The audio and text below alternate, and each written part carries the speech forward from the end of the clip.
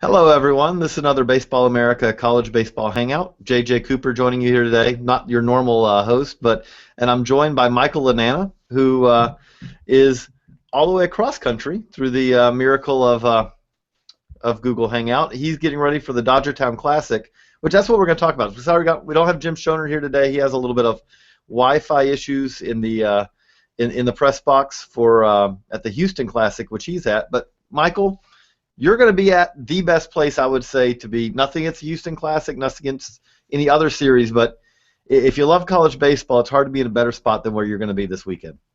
No, it really is hard. I mean, looking at the field, I tweeted it earlier, it seems like a mini College World Series. You're not going to find much better baseball. You have three top 10 teams.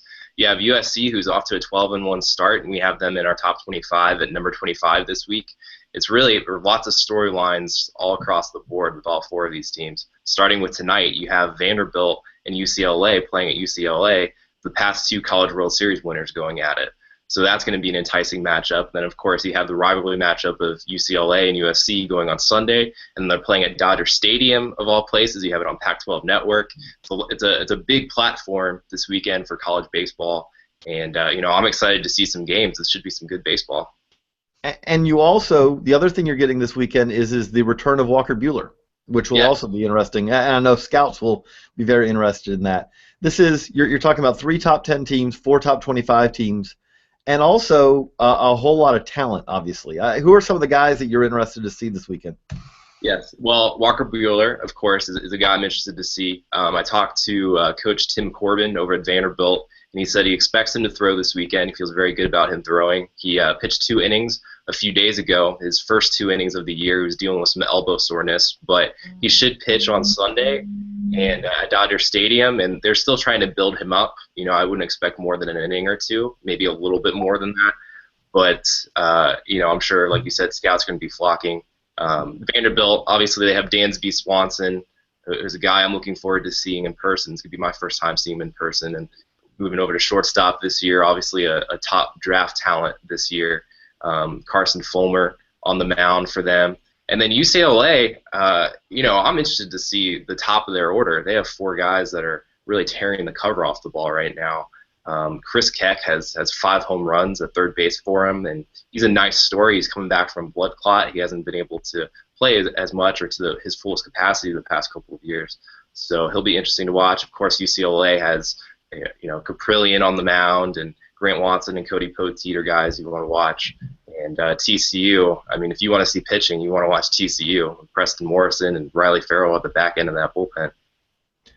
And we also have kind of a little bit of a resurgent Southern California team, back in the rankings here at number 25. I kind of look at it, this is a huge weekend for them because, again, Vanderbilt's number 1. If they have a rough weekend, we kind of know where Vanderbilt's been. We know where they're going to be. Southern California, this is a chance to kind of show, hey, we're back after what's been a pretty long trip in the wilderness for really one of the most storied programs in college baseball history.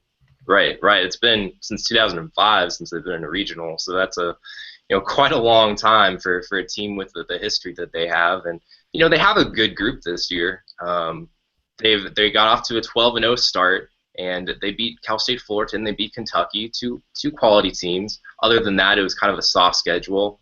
They had their first test this week against UC Santa Barbara, and it didn't go as well. They made a couple of misplays on a couple of bunts, and they ended up losing that game 3-2. So that's not a good start to the week. So they'll be tested. I talked to Coach Dan Hubbs, and he seems optimistic that his team can hold its own. He was basically running me through every game, telling me what they need to do. Obviously, TCU, it's going to be a pitcher's duel. Vanderbilt's a team that can run, that can pitch. Obviously, they're the number 1 team in the country. And against UCLA at Dodger Stadium on Sunday, there are going to be a lot of emotions, a lot of excitement in that game. Who knows who's going to come out on top? But the thing about USC is they have, for the most part, a veteran lineup. And their pitching staff, they have Brant Wheatley, who's been pitching really well as their Friday starter. His strikeouts are up this year. He's a junior guy. Kyle Toomey as well has been off to an excellent start for them, and they have a couple of young pitchers who have been pitching well as well. Mitch Hart, a freshman, has gotten off to a good start. He's a guy who's 90-92. He's been pounding the zone. not a big strikeout guy, but he should be able to keep them in games. So they're an intriguing team to watch. They're obviously not in the same class as the other three teams in this tournament, but they could make some noise this weekend for sure.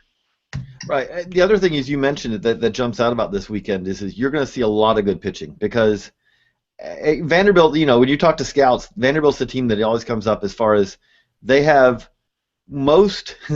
If scouts have a criticism, a lot of times they'll say, that Sunday game that can get pretty rough because usually teams start running out of starters at the college level. You can't say that with Vanderbilt. With Vanderbilt, with Bueller coming back even in a limited role, they have more arms and they have innings almost to give them. It should be interesting from that standpoint in that you're just seeing quality arm after quality arm after quality arm. Right. And they've had John Kilichowski has stepped in this year. He's a guy who they always viewed as a future starter, but maybe this year they wanted to maybe throw him in some midweek games, throw him out of the pen, and he's come in in Walker Bueller's absence, and he's been great. He's been throwing strikes.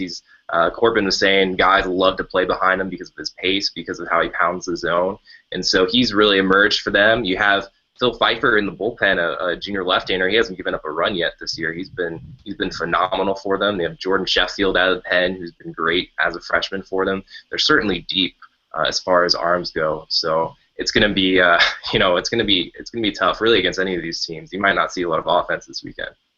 Right, and that's interesting from the standpoint that we have seen more offense overall this year. The new balls do seem to be making a nice difference, but with this weekend kind of coming in, I mean, do you think it's not really a tournament so as much as it is quality games, but right. Who do you think kind of comes out of this weekend of these four teams kind of standing a little bit ahead? Is it Vandy? You would hope it's Vandy. As the number one team, as the reigning champions, you would hope that that's the team that comes out on top, and I think they have a good possibility to do that. I'm really high on UCLA personally. I think they have a really good club this year. They've always had good pitching. They still have good pitching. They're very deep as far as their rotation and in the bullpen, and they've been hitting this year too, which has been the big difference for them.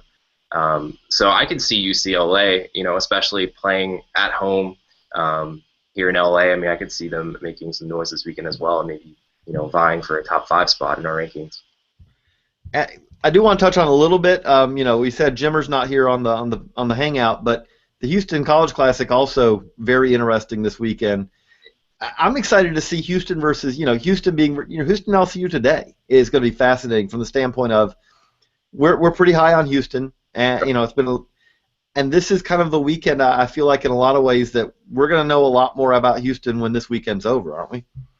Yeah, I'd hope so. I mean, they've obviously had a bit of a slide the past couple of weeks. They're not performing as well as we expected them to, but there's still talent on the team. You start with Jake Lemoyne as an excellent draft prospect on that roster, and I'm curious to see them, and I'm curious to see LSU this weekend as well in a different environment and see how their young pitchers respond to that environment.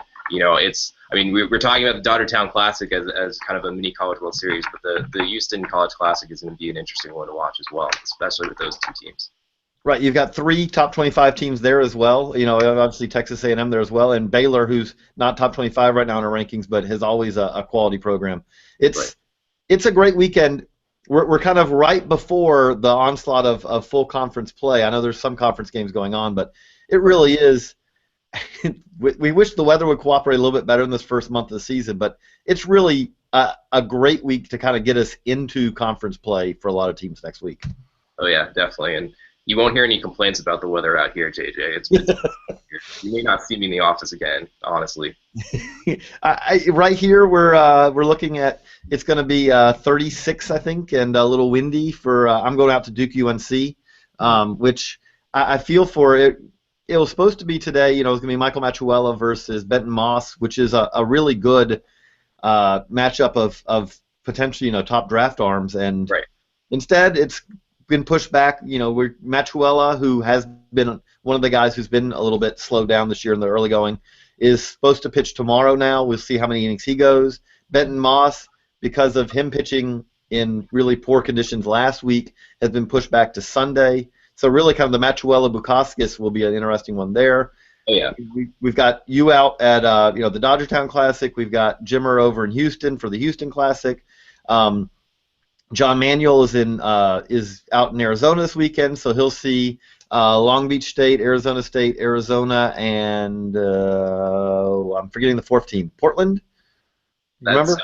great.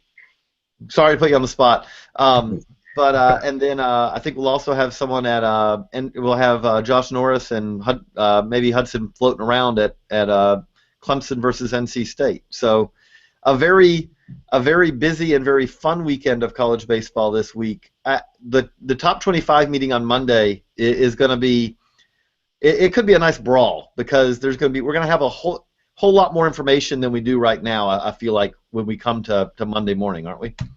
Oh yeah. This weekend I think is a good measuring stick for everybody in that top 25. All these teams involved, and because obviously a lot of these teams are starting off with soft non-conference schedules, so it's hard to really draw a lot of conclusions. But now that we can see them matched up against each other, it's going to be, like you said, I think it will be a brawl. It's going to be our most intense meeting of the year, I think, and it's going to be over phone, but Yeah. it'll still be intense. We'll have people assembling from everywhere. But the other part with that is that I think it's smart for teams to do this right before conference play.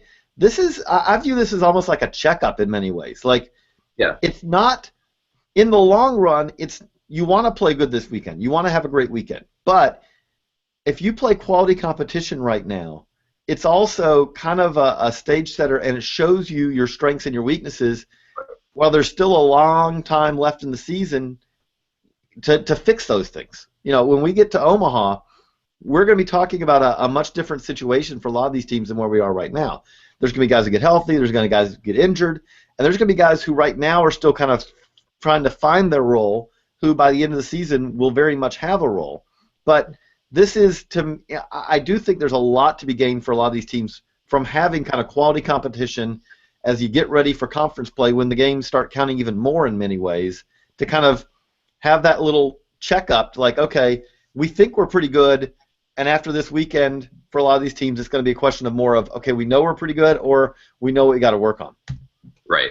And talking to the four head coaches in the Dodgertown Classic, I know they're all really excited about the possibility of, well, not the possibility, but the fact that they're playing quality teams this weekend. And like you said, I mean, I think for some teams, it can kind of serve as maybe a confidence booster in some ways. If you look at USC, for instance, if they come out of this weekend 2-1 with 2 wins, that's going to be huge for their confidence. But you also look at a team like Vanderbilt or a team like UCLA. If they don't have such a good weekend or they struggle, it's a reality check in some ways. Now they know what kind of things they need to work on, when they do get to Omaha later down the line, or to the to a regional or super regional.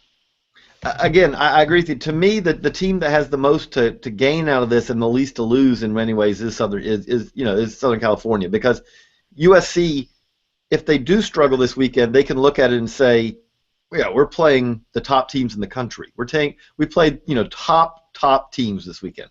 Right. But if they have a good weekend, that's a validation that they have not had for quite a while now. And so there'll be a lot that could be built on if 2-1 week, even a 1-2 weekend where they're in all 3 games. There's something to be gained from that.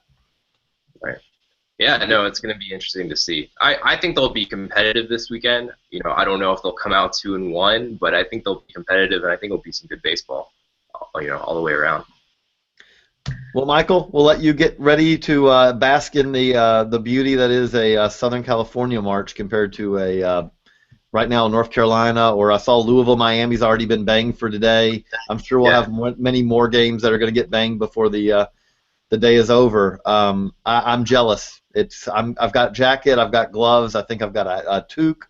I'm ready for early March college baseball in the unfortunately what's been the experience for a whole lot of people this week. Yeah, well, I might go hit up the beach a little bit before the game. You never know. Well. Enjoy, Michael, and we will obviously we'll have coverage all weekend at baseballamerica.com, and we'll have a new top 25 on Monday. So it'll be a fun weekend of college baseball. Thanks, everyone.